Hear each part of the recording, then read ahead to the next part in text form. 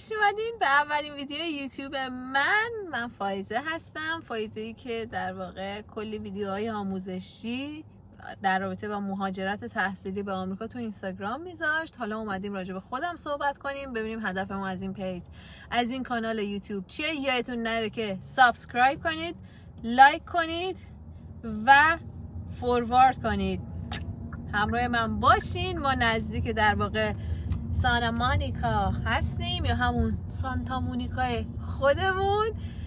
تقریبا 2 ساعت داشتیم رانندگی میکردیم. هوا اینجا 54 درجه فارنهایت هست، در واقع توی داونتاون لس آنجلس، یعنی همون ببخشید اون ورایی که خودمون زندگی میکنیم 74 درجه فارنهایت هست. همیشه اینجا چون نزدیک دریا هست هوا خنک‌تر هست. این بغل هم ایستگاه اتوبوسش هست که حالا اینا به ایستگاه اتوبوس میگن مترو. و اینکه 20 دسامبر هست، تقریبا آخرای سال هست دیگه. بریم ببینیم که چه خبره. همراه من باشید. آقا دریا رو ببین. حالا فکر کنم اقیانوس البته دریایی نیست. آره اقیانوسه. ببین چه وضعیتیه. اونم سانتا مونیکا پیر هست یا همون شهر بازیش و اینا هست. اینورم که مسکونی هن دیگه همه.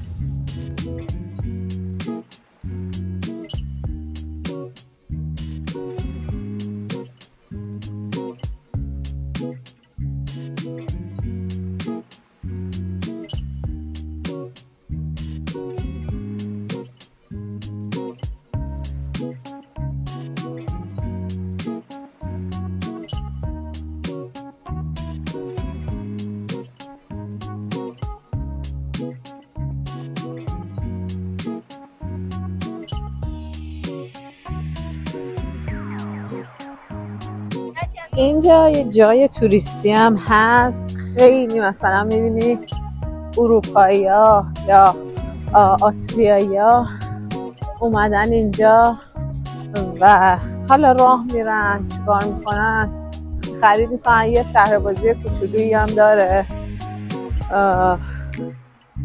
و اینکه باحال دیگه، وایبش متفاوته. مثلا تو آمریکا اینجوری نیست، یه محله است، یعنی فقط همین جایه. یا شاید مالیبو مثلا، البته مالیبو هم نداره یه همچین محله ای. مثلا شاید سمت سان فرانسیسکو، در واقع یه همچین حالی باشه. من نرفتم.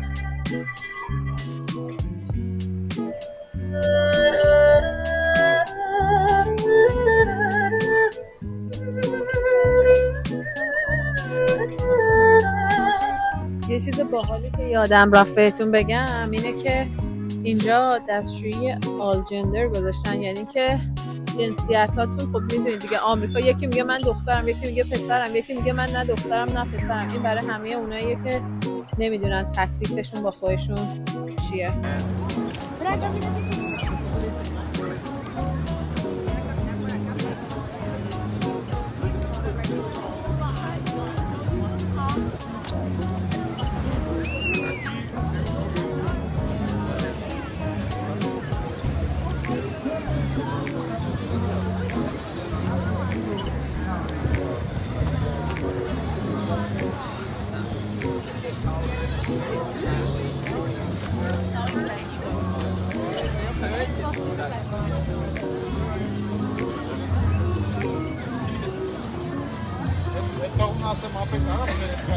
Hey guys, stop and watch my stupid magic trick. Nothing better to do. Best magician on the piano that the other guy went home. I'll begin in a few short seconds with the oldest trick in the book. This first trick has been performed for pharaohs, for kings, for queens, for presidents. For you. وای راستیه. آقا اینا رو ببین.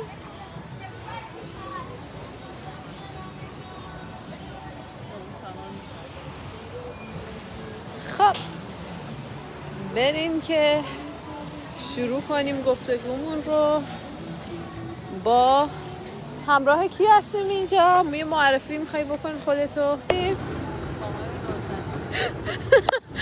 آره نازنینم. خیلی اذیتش میکنیم. دروغ میگه. چی کار میخواییم بکنیم خواهر؟ میخوای پیج نازنین تو باز کنیم، کانال یوتیوب هم رو استارت بزنیم، یه ذره پروفشنال صحبت کن. بچه ها خوششون نمیاد آنفالو میکنن ها. هر مشکل داره جواب کنم. هر کی ناراحته بره از این مملکت. خودش هم خانومه فکر کنم رفت عمانی جایی. ما اینجا اصلا مشکل دشواری نداریم. هر کی ناراحته جمع کن از این مملکت بره. ما هم جمع کردیم اومدیم دیگه. ما هم اومدیم و تقریبا چقدر میشه اومدیم؟ از چند؟ از چه سالی؟ 22 از 2022 آگوست 2022 من و خواهرم با هم دیگه در واقع تحصیلی اومدیم آمریکا، ولی خب ایالت هامون متفاوت بود. من میدوست بودم، یعنی سمت میشیگان بودم. شما کجا بودی؟ همینجا که الان هستی. شما همینجایی که الان هستی. شما لس آنجلس بودی. دستم خسته شد. خسته نباشی. اینا همه دارن ورزش میکنن و میدونن، ما دستمون خسته میشه. آره دیگه. خلاصه ما یه بار با فک و فامیل صحبت کردیم تو ایران، پیام نور که درس میخوندیم. گفتیم ما هم بریم دیگه، همه دارن میرن ما هم بریم. به پسرمون گفتم ارادت داریم و البته داستانی نداریم با هم. گفتم که آره ما اپلای بکنیم برای آمریکا. گفتش که خودش هم میدونه جالبم هست. گفت مگه آمریکا بیکاره بیاد از پیام نور بگیره؟ اصلا دانشگاه تهران هم نمیگیره. حالا این پسرعموی عزیز خودشون دانشگاه تهرانی هستن. این حرف مون تو ذهن ما و گفتیم بابا مگه میشه، بذار یه امتحانی بکنیم. نه عزیزم اصلا اینجوری نیست. شما می‌خواستی واسه آلمان اول اپلای کنی. میخواستم مچیتو بگیرم ببینم گوش میدی یا نه. آره راست میگه. البته اون برمیگه به قبل‌تر. ما در واقع 2020 تصمیم مهاجرت داشتیم. خب ما فارغ التحصیل شده بودیم، علوم ورزشی تربیت بدنی خودمون از پیام نور. بعد گفتیم بریم آلمان. اون وانته بود روش نوشته بود شد نشد میرم آلمان. گفتیم همه میرن آلمان ما هم بریم آلمان. 8 ماه من زبان آلمانی خوندم. خواهرم گفت من نمیام آلمان. گفت تو میخوای بری برو، من نمیام. این شد که تصمیم گرفتیم چیکار کنیم بعدش. نه خواهرت همچین چیزی نگفت. خواهرت گفت من زبانش رو خوشم نمیاد نمیخونم. خودت نشستی خوندی ولی دیدی پروسه آلمان رفتنم همچین راحتی نیست. دوباره از اول شروع کردن و بریم اونجا سوار تاپ شیم یه ذره. آره خیلی خوب را بریم اونورم یه ذره ببینیم. وای نوره. آره راست میگه گرم شد یه ذره دیگه. تصمیم گرفتیم که اپلای کنیم برای خب بعد دیدیم لیست دانشگاه هایی که تو کانادا تربیت بدنی دارن و پیدا کردیم 18 تا یا 22 تا بود. گفتیم یعنی تو اون عظمت 22 تا دانشگاه مثلا داره که علوم ورزشی تربیت بدنی ارشد میگیرن. اوکی اپلای کردیم. اپلای نکردیم، مکاتبه کردیم، ایمیل دادیم و اینا. دیدیم نه بابا هیچ کس جواب نمیده. اصلا حتی جواب نمیدن بگن ما نمیخوایمت. مامان من قربونش برم چی میگفت؟ بگو.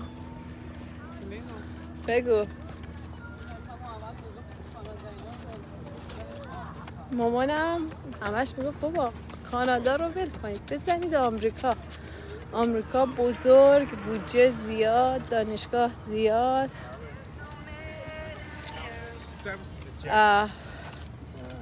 اپورتونیتی یعنی فرصت هم زیاده. گفتیم ما آمریکا که ما رو نمیگیره. آخه آمریکا مگه علافه بیاد از در واقع تربیت بدنی پیام نور رو بگیره؟ خواهش، اصرار، التماس که حالا فقط شما بزنین، چند تا دانشگاه بزنین. باورتون نمیشه اولین دانشگاهی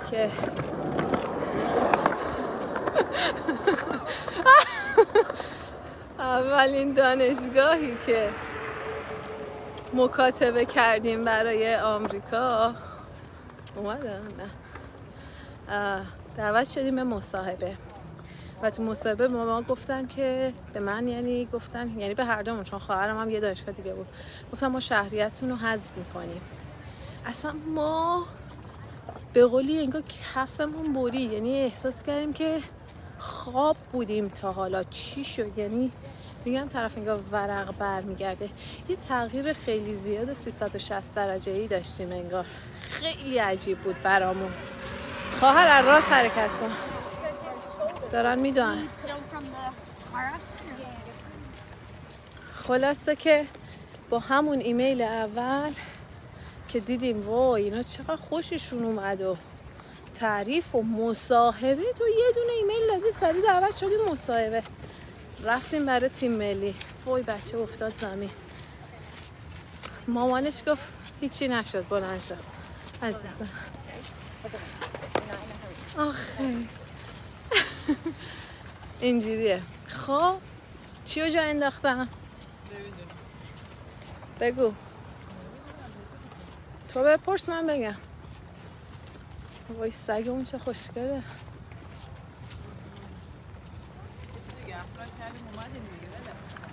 اپلای کردیم اومدیم، درسمون رو خوندیم، ارشد رو خوندیم و اصلا سخت نیست. و ترم اول سخته، ترم اول خیلی سخت بهتون میگذره. هومسیک هم شدیم به نظر من. به خاطر هومسیک ببین مثلا یعنی دلتنگ خونه و خانواده و اینا میشه، همه میشن. برای من اینجوری بود که مثلا روزای تعطیل تو میشیگان، سکوت مطلق، خونه ساکت، بیرون ساکت، انگار توی دنیای دیگه ای بودی. مثلا انتظار داشتم، من خودم مثلا پذیرفته بودم که مهاجرت کردم، ولی انگار مغزم هنوز عادت نکرده بود. منتظر بودم که مامانم بیاد تو اتاق بگه بس دیگه چقدر میخوابی، میدونی؟ یعنی اینجوری یه شوکی بود برام که مثلا مامانم نیست یا بابام نیست. دیگه چی؟ تو ایران چی کار کردیم تو بگو. یه ذره رزومت خانم بگو ببینم استخدامت کنم یا نه. بگو. جوافر دارم تو اینطور نمیگیرم. بگو. خیلی کار کردیم، ورزش میکردیم. خب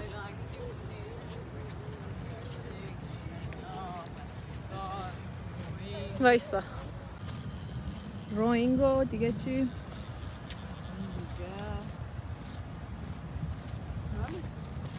چقدر بسکتبال کار کردی؟ بسکتبال تو ایران چقدر کار کردی؟ چقدر به کجا رسیدی تو بسکتبال؟ 14 سالگی کار کردیم. 14 سالگی شروع کردیم تا تقریبا همون دانشگاه دیگه، تا 20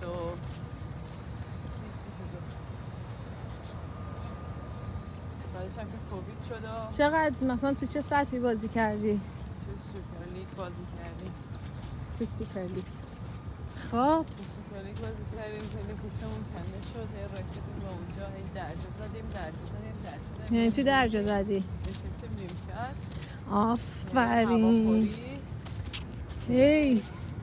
هی مربی میگفت آفرین چقدر حرکت خفنی زدی، میذارم تو مسابقه بازی کنی، حتما این حرکت رو بزن تو مسابقه ها. میگفتیم باش. و میشد مسابقه. ما خب خیلی جوجای تیم بودیم دیگه، مثلا ما بودیم بچه گلاره، سعیده اینا بودن 2 برابر سن ما رو داشتن اونا.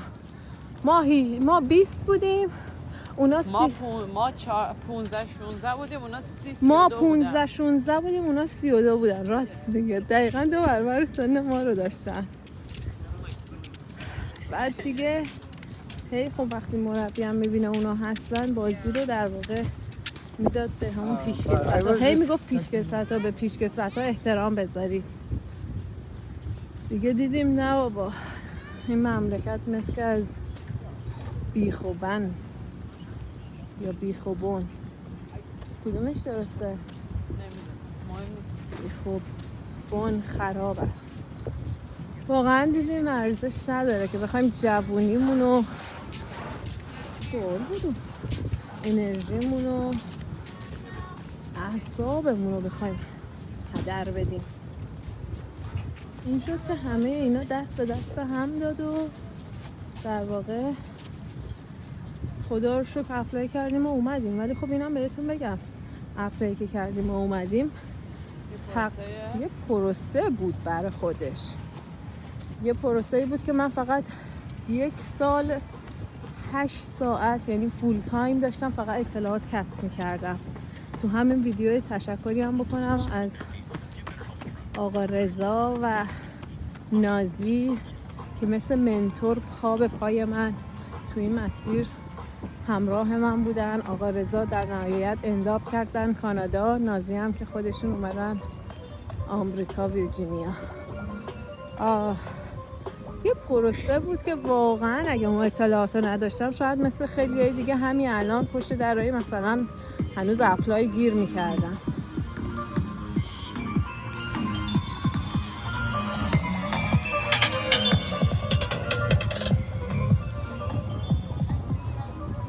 دیگه چی؟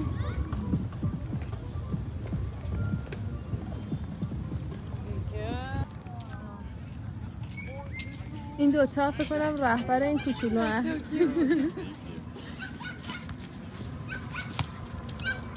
یکی هم اونجا داره لابد صاحبش رو تشویق میکنه، دارن والیبال بازی میکنن که ببرن. مردم خیلی ورزش میکنن تو خیابونا، مخصوصا کنار ساحل. اصلا پاتوقشونه برای دوچرخه سواری و دویدن. دیگه چی؟ تا بپرس من جواب بده. چیکار میکنید اینجا؟ تا الان اصلا واسه شو باید کار کنید؟ من برای کار اومدم. خب تو هم اینجا بودی، گفتم به قولی به صرفه تر از لحاظ هزینه که پیش هم باشیم تا اینکه 2 تا ایالت جدا باشیم.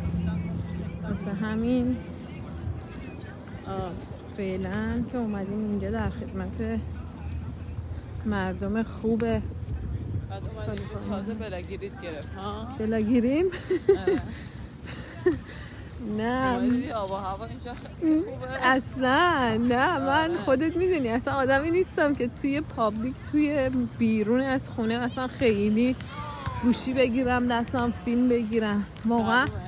واقعا الان سخته واسم و خب ببینم کسی داره ظلم میزنه سریع عینک آفتابیه رو میزنم بالای چشمم. ولی هدفمون از این کانال چیه؟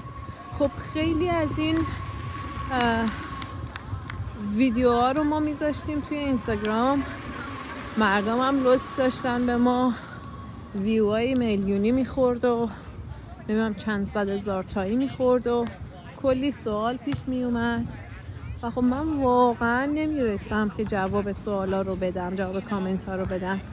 برای همین تصمیم گرفتیم که یه یوتیوبی هم بزنیم و در واقع جزئیات بیشتر همون ویدیوها رو بیایم مثلا توی یه ویدیوی مثلا 10 دقیقه 1 رو 20 دقیقه حالا هر چقدر که بشه بذاریم. و خب میخواستم هم این ویدیو در واقع معرفی خودم و نحوه کار این کانال باشه، بالاخره یه آشناییتی نسبت به هم دیگه پیدا کنیم.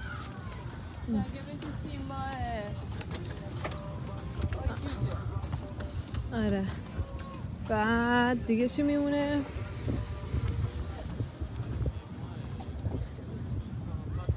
سوالی چیزی نداری؟ دقیقا میخوای چه بذاریش توی یوتیوب؟ ببین مثلا من میام میگم که بچه‌هایی که دیپلم دارن یا شرایط سنیشون زیر 23 هست برای این رشته ها بیان اپلای کنن برای این کالجا.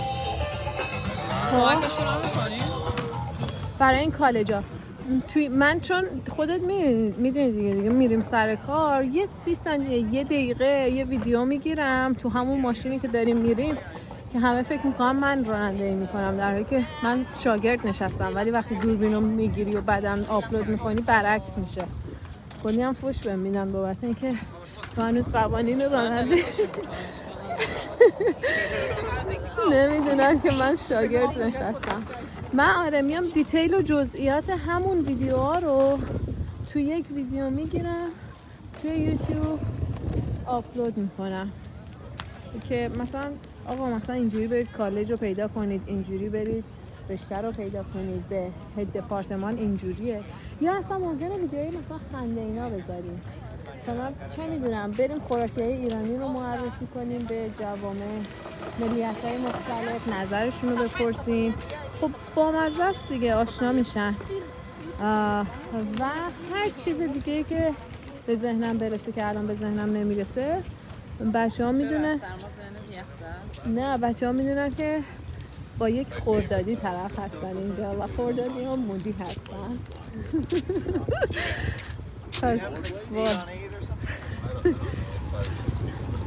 همین مونده بود که این تو دوربین ما یه اشکی هم بریزه.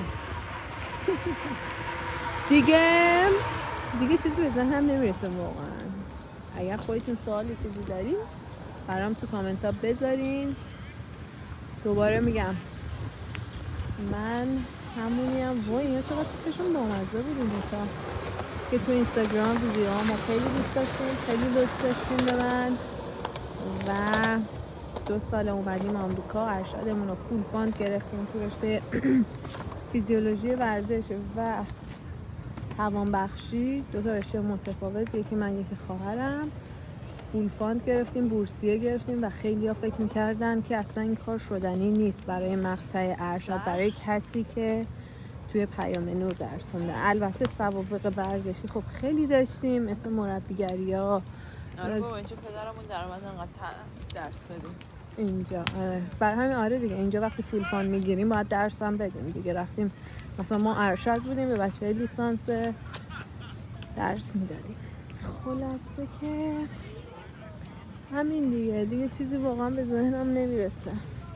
زندگی تو آمریکا خوبه واقعا، سخته، خیلی بدو داره ولی واقعا تهش یه جواهری هست تحت عنوان تهش هم نمیخواد حقوقتو که میگیری انرژی قشنگ. آره ببین نه مثلا داشتم میگفتم مثلا تهش یه جواهری هست که اون جواهر میتونه واسه هر کسی یه چیزی باشه، مثلا آرامش باشه، مسافرت باشه، غذای خوب باشه، هر چیزی میتونه باشه. اون ته همواره همونجا باقی مونده واسه همه، ولی مسیرش سخته، مسیرش پیچ و خمیه، هوا هم خیلی سرده دیگه. بریم که ببینیم دنیا دست کیه. اینم سواحل سانتا مونیکا بود. ببین نظرت راجع به اونایی که میگن که به من میگن اگه ناراحتی برگرد چیه؟ من ناراحتم به نظره تو آمریکا. میگن ناراحتی برگرد بزن ها اونجا بمونن، کار به تو نداشتم. بابا من کی اصلا گفتم من ناراحتم؟ من فقط گفتم که طرف مثلا میاد ویدیو میذاره تو آمریکا با $100 چی میشه خرید؟ مثلا یه خونه یه خروار میشه خرید. بعد کامنت آقای چه خوبه کلش. بعد کامنت ها این بود که شو آف میکنن و نمیدونم بابا بذار مهر پاسپورتت خوش بشه و اینا. گفتم خیلی خوب بذار بعدی‌هاش هم بگیم. بعدی‌ها رو گفتم که از اون تصور این که وای آمریکا بهشته بیایم بیرون، چون من خودم نمیدونستم و فوشم خوردم. هر که مشکل میبره آن فالو کنه، آن سابسکرایب کنه. هر کی ناراحته نیومده الان هنوزم که پیجتون نزدید نیومده اصلا نیاد. مثلا ورود همچه آدمای ممنوع تشریف نیارید. پیجای زیادی هستن واقعا دارم خالصانه اطلاعات میدم، یعنی حقته. همیشه میگن نباید صاف و صادق باشه. واقعا میگن مثلا باید پول بدی تا طرف پول بدن تا قدرت رو بدونن که فکر کنن واقعیه. و ما تشکر که نمیخوایم ازشون هیچی، یه فوش هم میخوریم این وسط. نه خانه خودشون اونجا دارن فوش میخورن و میخوان سر کسی خالی کنن. مردم ایران واقعا زندگی تو ایران خیلی سخته، حق میدم. زندگی تو ایران خیلی سخته. اینجا هم خیلی سخته. آبجی زندگی تو ایران خیلی فرقه. اینجا از لحظه‌ای که ما وارد شدیم آرامش داشتیم و به نظر این همه چی مهمتره. اینجا دغدغه مردم اینه که بیزینس بزنن. تو ایران دغدغه مردم اینه که شام داشته باشم. من میخواستم یا ماشین بگیرم، شام حالا مثلا چی باشه. خیلی سخته واقعا. ای کاش میشد، همیشه میگم تو اون دنیاهای جهانهای موازی ایرانی ها می اومدن آمریکا، آمریکایی ها می رفتن ایران، چون واقعا هیچ جایی مثل مردم ما رو ندارن. سخت‌کوش، مهربون، با اراده و پشتکار. هرچی بگم کمه دیگه. همیشه هم میگم من به ایرانی بودن خودم افتخار میکنم. ما با ملیتمون، با خاک و ریشمون کاری نداریم. ما هممون با سیاستایی که تو کشورمون گرفته میشه، تصمیم گرفته میشه، مشکل داریم، نه با خاک و ریشمون. دیگه همین، دستم خسته شد. امیدوارم که دوست داشته بوده باشین. حمایت کنین، لایک کنین، کامنت بذارین که حسابی ویدیوهای خفن بگیرم براتون. انواع و اقسام ویدیوها دیگه فعلا محدود نمی کنم به چه نوع ویدیوهایی. وای دستم خیلی خسته. یه ذره از دریا هم ببینید به حق این آب و نور و خورشید. انشالله که اگر آرزوتونه بیاین آمریکا، بیاین آمریکا. خداحافظ.